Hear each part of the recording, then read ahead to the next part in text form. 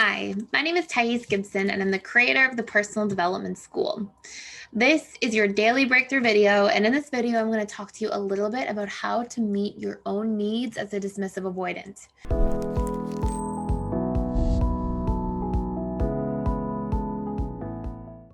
So, this sounds in the title like it's like a counterintuitive video because we always think, I think off the bat, like dismissive avoidants are so good at meeting their needs.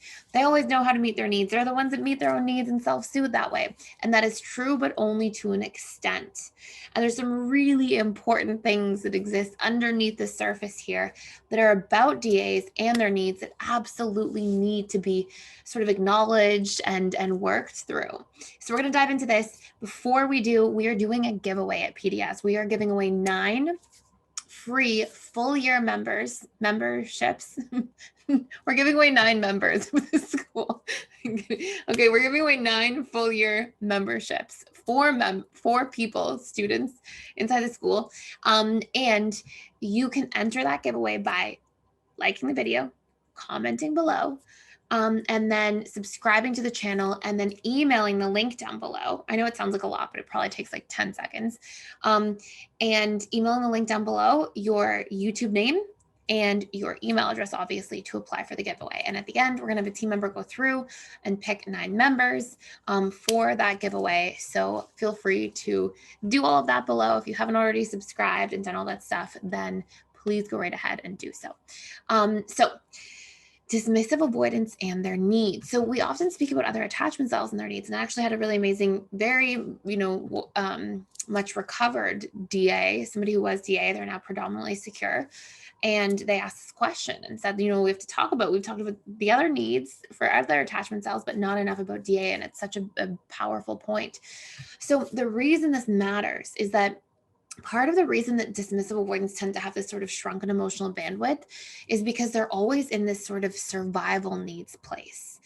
And there's a big difference between meeting our survival needs versus meeting our emotional needs that replenish us, that nourish the relationship to ourselves. And there's a huge difference in that. One is on autopilot, and one gets our needs met in often really, really indirect forms. One is clear and intentional. We can get our needs met in very healthy forms, and you'll notice the difference. And I'm sure almost everybody listening to this has been on both sides of this. You'll notice the difference between meeting your needs in a way that you're just sort of soothing and it's on autopilot. So for example, you meet your needs by, watching a rerun of a television show while eating some junk food and you're like, oh, this is self-soothing, versus you meet your needs by meditation or journaling or going on a really nice walk or having a deep conversation with a friend or family member, or, doing some, relaxation stuff where you're reading a really good book that like you're learning and growing, or you're doing personal growth work or watching things that empower you. One is you self-soothing, but it's taking your energy away and it's actually keeping your emotional bandwidth shrunken. And the other is giving you energy back that sort of lights up your world and expands your emotional bandwidth. So now you're giving to yourself, you're properly meeting your needs at a subconscious level. And now you have a lot more mental, emotional bandwidth to go around.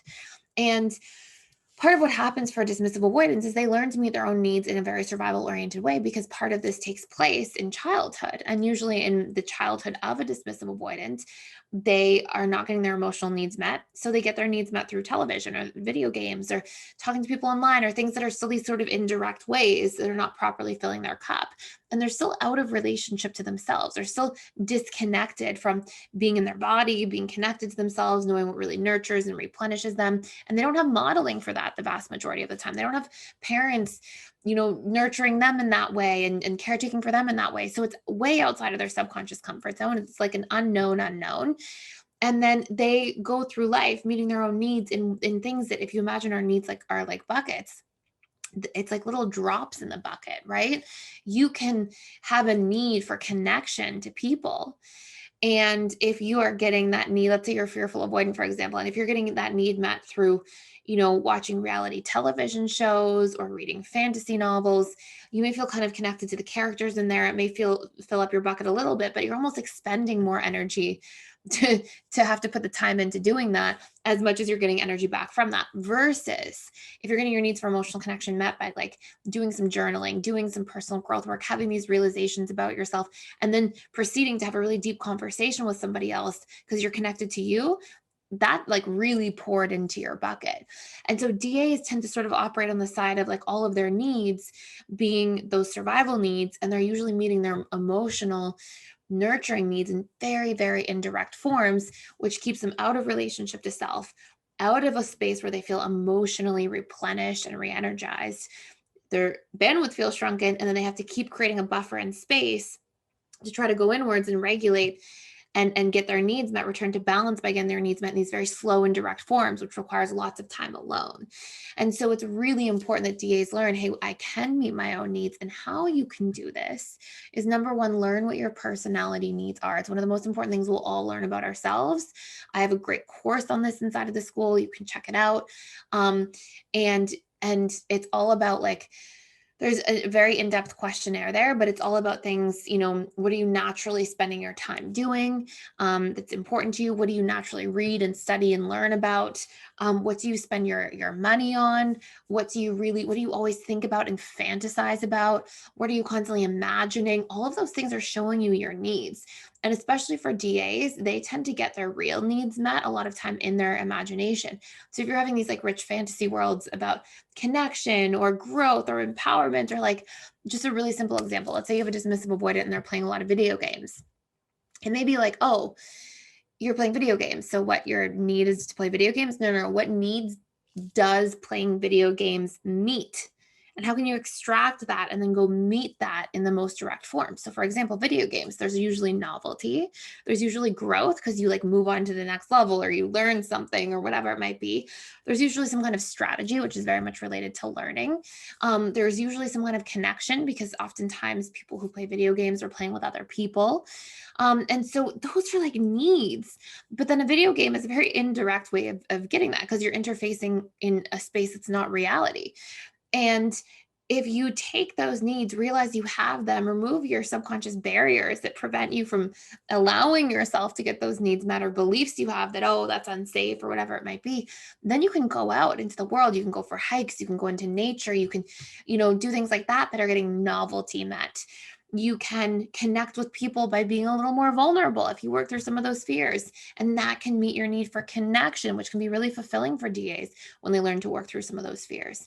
Then you've got the growth, and you can do growth and learning by starting a new hobby or taking a course, or growth by, learning about yourself or expanding your horizons in the workplace or asking for a promotion, or all these things that actually like really means something in your life at a much deeper level and keep growing you and nourishing you as a person, because you feel better about all the different areas of your life that you can't avoid, that we have to relate to every day. And so the more you can look at as a DA, the needs that you're getting met through the things that you're doing, and realize what that's telling you about the needs themselves. So like, let's say you watch television. Okay, what type of television programs do you watch? Oh, reality television. Okay, what do I like about reality television? Oh, I see people going to new places. I see human behavior and I feel emotionally connected to the people. These are the most common ones for reality TV.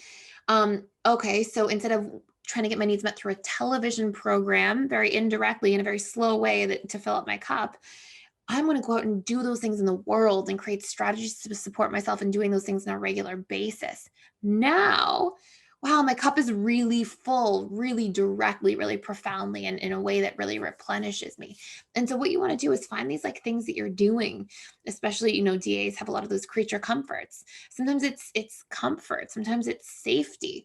And so instead of avoiding life by doing those things, how about changing your mindset? So you reprogram beliefs, so you feel more comfortable, more safe in your world, more comfortable around people because you can express boundaries. And then you're getting those needs met on a regular basis in a much more fulfilling form. So there's a lot to sort of unpack in this video. If you have more questions about this, let me know in the comments below. But essentially, at a very high level, in summary, the things that we do on a regular basis everything that the mind does is a subconscious strategy to get needs met. Oftentimes, DAs are getting their needs met in very indirect forms, which leaves them with this shrunken emotional bandwidth.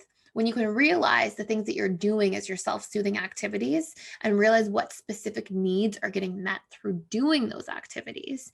And then you can take from that, okay, how can I get these needs met in better ways, in more nurturing, enriching ways? And maybe I have to change my mindset and my beliefs about myself in order to empower myself more. Maybe I want to connect more with people, but I have to believe that, I'm allowed to get my needs met from people. I have to practice that. So the more you can extract the needs you're currently getting met in these very slow form versions, maximize the strategies you can use to upgrade the ways that you get those needs met and break through barriers that are stopping you from doing that, the healthier you're going to be, the more secure you're going to be, the more nurtured, the more energized, the greater your emotional bandwidth will be. And there's really important shifts that can come from life as a result of doing that and really tuning into yourself. So hopefully that all makes sense. Thank you so much for being here and for watching. Please like, share, and subscribe, and I will see you in the next video.